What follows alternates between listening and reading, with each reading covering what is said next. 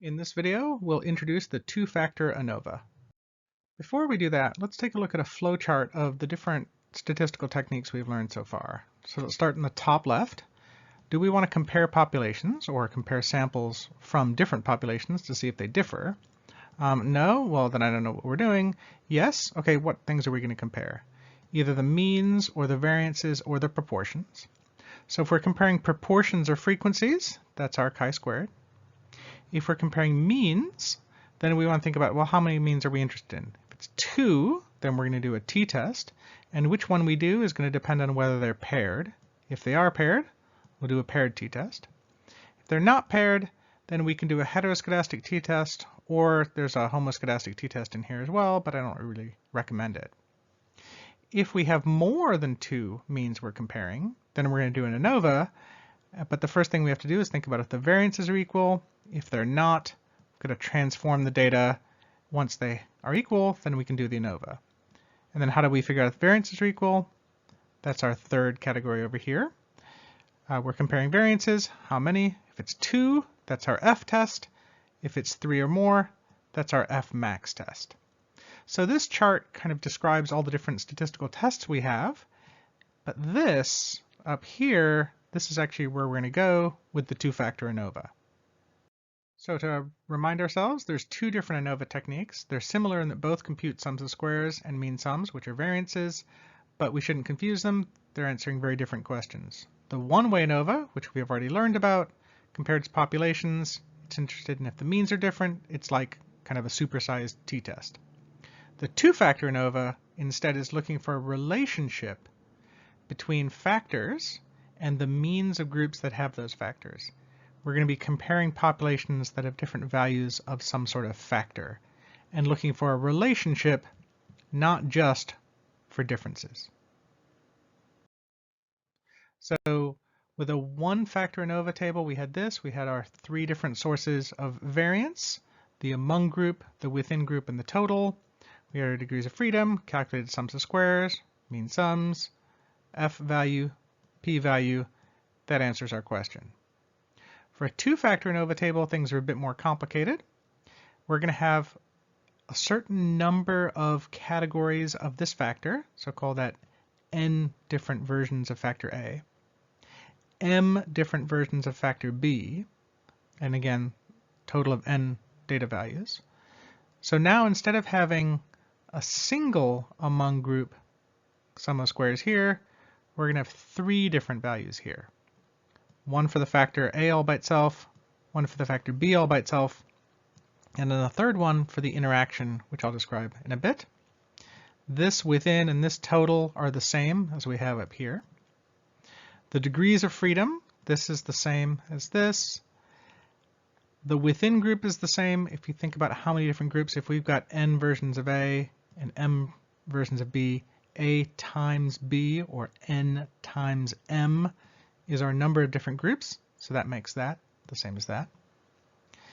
And then there's n different versions of factor A, so n minus 1 for our degrees of freedom there, m different versions of factor B, so m minus 1 there, and then kind of like the chi-squared, n minus 1, m minus 1 for degrees of freedom there. And this will make more sense as we go through examples. So we're going to do the same thing. We'll calculate some sums of squares, calculate some mean sums, and then each of these 3 is going to be compared to this one to get our 3 F values, 3 P values, and then what are they going to say? This P value is going to tell us whether factor A is significant all by itself. Do different values of that factor get associated with different values of the means of groups that have that factor? This P value is telling us whether factor B is significant. Are different values of factor B associated with or related to different means for the groups that have those values? And then the third p-value is whether the interaction is going to be significant. So right now it kind of seems like it doesn't make a lot of sense yet, but well, just hang in there. Okay, so let's think about what these relationships might look like. So this figure, we've seen something similar to it before when we were talking about the one-factor ANOVA. If we have 4 different groups and they're kind of all overlapping like this, you can see it doesn't look like anything's really going on. And let's think about two factors that are going on. We've got a color factor, red versus blue, right? We've got a couple of groups that are red there, and then a couple of groups here that are blue. And if you look at it, if you combined all the reds together, kind of their mean would be kind of around here. If you combine all the blues together, their mean would be kind of around here. There's really not much of a difference between all the reds together compared to all the blues together. And then our second factor is light versus dark. We can think about this as being dark blue, this as being dark red, and this as being light red, light blue. If we compare all the lights and darks to each other, if we combined all the lights together, we would get some sort of value like this. If we combined all the darks together, the mean of everything would be like this. And there's like no difference. So neither the color nor the shade seems to be associated by themselves with the difference in the mean. So if we were to do an f-test, we would expect the f calculated for the mean sums among when we're looking at the color or the shade to give us this non-significant result. On the other hand, if our data looked like this down here, where all the blues seem to be down here and all the reds seem to be up here, it looks like being red or blue is associated with a difference in the mean. On the other hand, if we think about light versus dark, if we were to combine all the light data together, it would have a mean like this. If we were to combine all the dark data together, it would have a mean like this. That's not really much of a difference. We would probably not expect the shade to be associated. So when we did our f-tests for our two-factor ANOVA, we would probably expect the particular f calculation, if we're using mean sums among of all the reds compared to all the blues, to result in a significant result. So comparing all the red and all the blue to each other. Compare that to this. This top part is exactly the same as from the previous slide. This is a situation where it doesn't look like anything is going on. But now down here, instead of it being red versus blue, well, if we combine all the blues together, the mean of all the blues is there. If we grouped all the reds together, the mean of all the reds are there. There's like no difference between all the reds compared to all the blues. So we would expect that to not be significant. But if we compare all the lights and darks together, here's dark blue, here's dark red, the mean of all the darks are like this. Here's light red, here's light blue. The mean of all of those is like this. This is a really big difference between all the darks and all the lights. So we would expect, when we did our f-test, using the mean sums among, comparing all the dark to all the light, to get a significant result, right? All the darks seem, the mean of all the dark groups seems to be lower than the mean of all the light groups. Or being light versus dark seems to be associated with having a smaller or larger mean. Then this is our third example here. Again, this is the nothing is going on example. Now down here, something's going on, but it's a little bit more complicated, right? Clearly something is going on that's causing these groups to have different means. But if I compare all the darks to all the lights, there's really not much of a difference there. And if I compare the reds to the blues, there's also not much of a difference going on there, compared to what appear to be real differences between the groups. So now if I were to do my f-test, the mean sums among looking at an interaction, like how these things combine with each other, is what's going to be significant. And so this is going to be something like the interaction between red and blue and dark and light is significant, where the effect of being dark depends on whether you're red or blue, right? If the color factor for a group is red, then being dark causes it to have a higher mean. But if the color factor for the group is blue, then being dark causes the mean to be smaller. One way to visualize these data distributions is to actually make what are called interaction plots. So this was our data of kind of nothing going on. Making an interaction plot of this, the y-axis on these interaction plots corresponds to the x-axis here. So larger values here are larger values here. So if I look at my data, the light red here has a mean of about here, the dark blue has a mean about here, dark red about here, dark blue about here.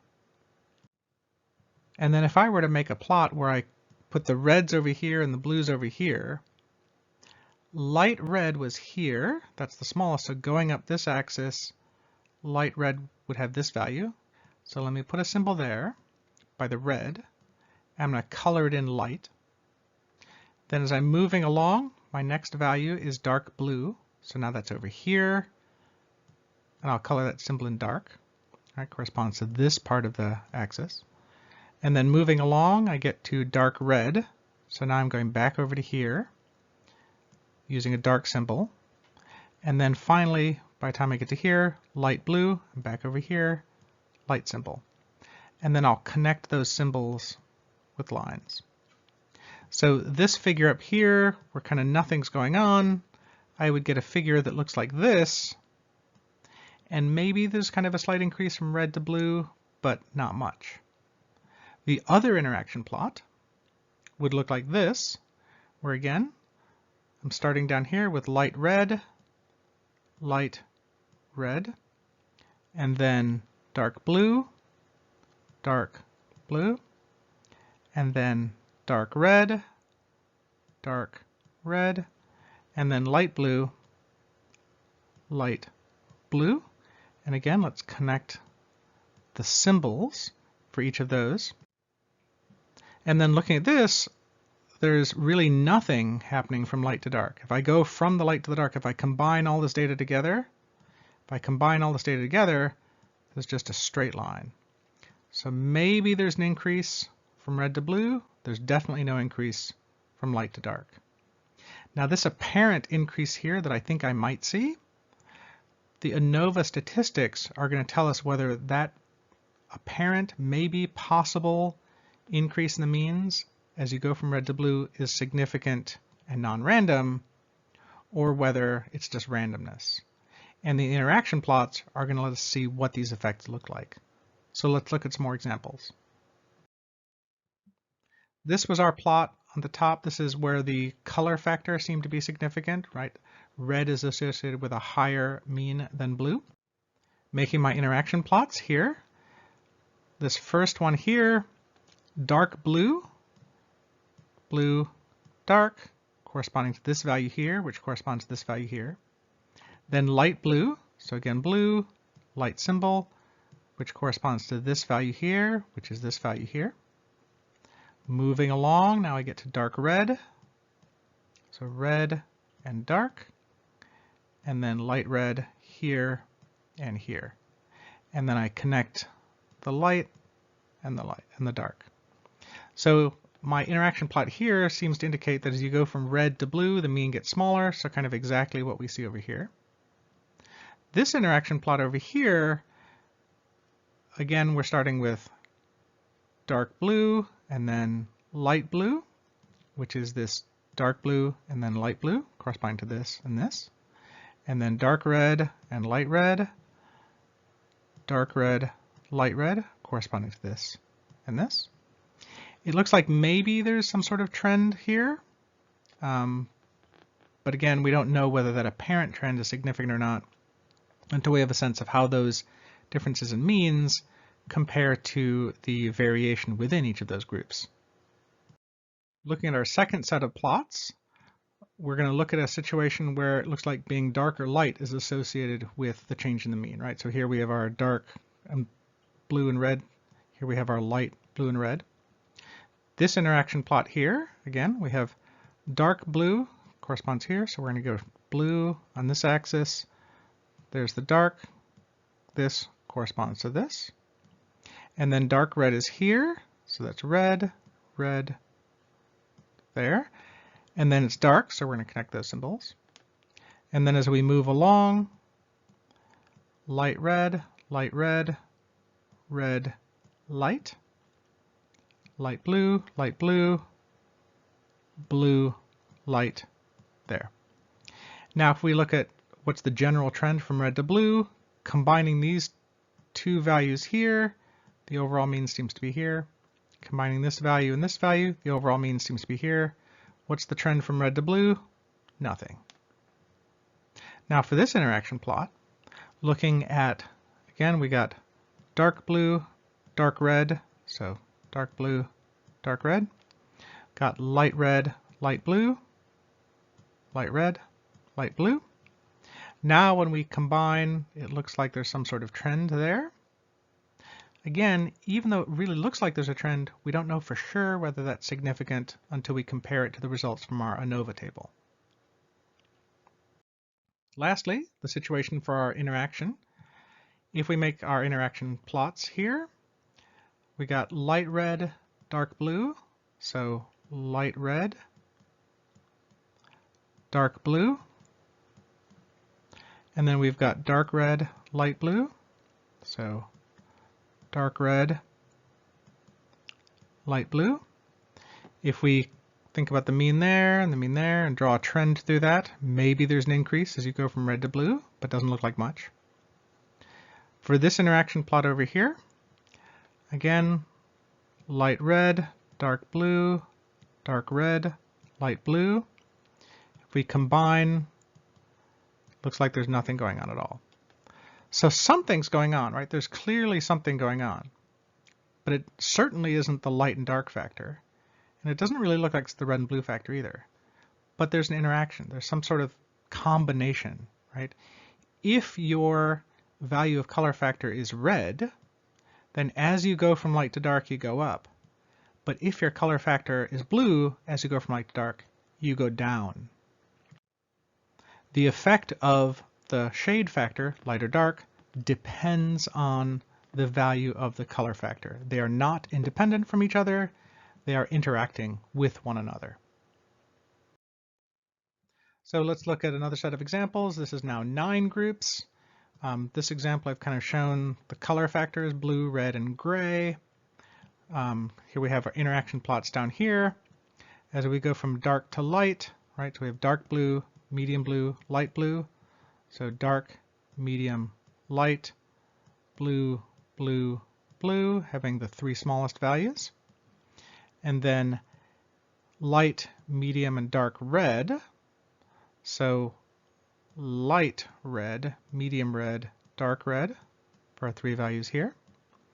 And then we've got dark gray, medium gray, light gray, dark gray, medium gray, light gray. So hopefully by now you can kind of see how these relate to each other. Is the dark or light factor all by itself significant? Well, if we group together all 3 of these, there's like no real trend. What about the blue to red to gray factors? Well, the mean of all, if we make our interaction plot, we're going to get a trend like this. So it totally looks like dark to light is going to be not significant. The color is definitely going to be significant. And is there an interaction? Well, that's a bit more borderline, right? So in this plot, we can see that if the color is blue or gray, then as you go from dark to light, the mean increases. But if the color is red, it looks like as you go from dark to light, the mean decreases. Or that could just be randomness and variation. It's hard to know whether the things are truly non-significant, significant, or borderline until we look at our ANOVA table and look at the p-values for each of those factors and the interaction. Here's another example where I've kind of grouped the darker ones, the medium ones, and the lighter ones. So this interaction plot here, you can see the darks are all together, the mediums are all together, lights are all together. You would get what looks like a very clear pattern there. So this dark to light is totally going to be significant. Now what about the color factor? The dark blue, red, and gray are down here. And then the medium blue, red, and gray here, light blue, red, and gray. If I combine all this data together, I get a trend that looks like this. Maybe a slight increase. I don't know. But what about an interaction? Does it depend? Well, if we think about what's going on here, it's the easiest to see. The effect of going from blue to red to gray does not depend on dark, medium, or light. The effect is exactly the same, right? These slopes are identical. And that's actually the key way to see if there's an interaction. The slopes will be the same. Some people think that you can identify interactions by whether these lines cross each other. That's not what you're looking for. You're looking for whether the slopes, those lines, are all parallel to each other. So the guess here is there's going to be no significance. Now this we're pretty sure of, even without looking at our ANOVA table. These we have to be more cautious of until we see our ANOVA table. And then finally, this case here, I won't go through all the details, but you should now be able to go from this to these interaction plots. I totally recommend pausing the video at this point and see if you can figure it out. I'll give you a 3 count. 1, 2, 3. Okay, so if these are the interaction plots, what about dark to light? Let's combine all these together. Kind of looks like maybe there's an increase. I don't know. What about the color factor? If I combine all these together, it's just going to go straight across, so that's not going to be significant. What about the interaction? Well, now it looks much more like an interaction, right? If I look at this plot here, if the color factor is red or blue, it totally looks like it increases as you go from dark to light. But if the color factor is gray, it looks like there's a decrease. Or you can see it in this figure as well, but it's not quite as clear, right? So you go from blue to red, there doesn't seem to be much of a difference. But then as you go from red to gray, suddenly dark increases, light decreases. So I would predict an interaction there. But again, you won't actually know these things until we actually have the ANOVA table. All right, so how are we going to calculate these things for the ANOVA table? Let's again look conceptually at what's happening. If we have some variation, but not much, right, and there's a whole bunch of overlap, then all of our mean sums among are going to be small. We're not going to get significant results. It's when we have these situations like the other 3 where we can see the means of the groups are more spread out from each other relative to our kind of estimates of the standard error that things are going on. So if we look at this one here, we can see that the overall variance is fairly high.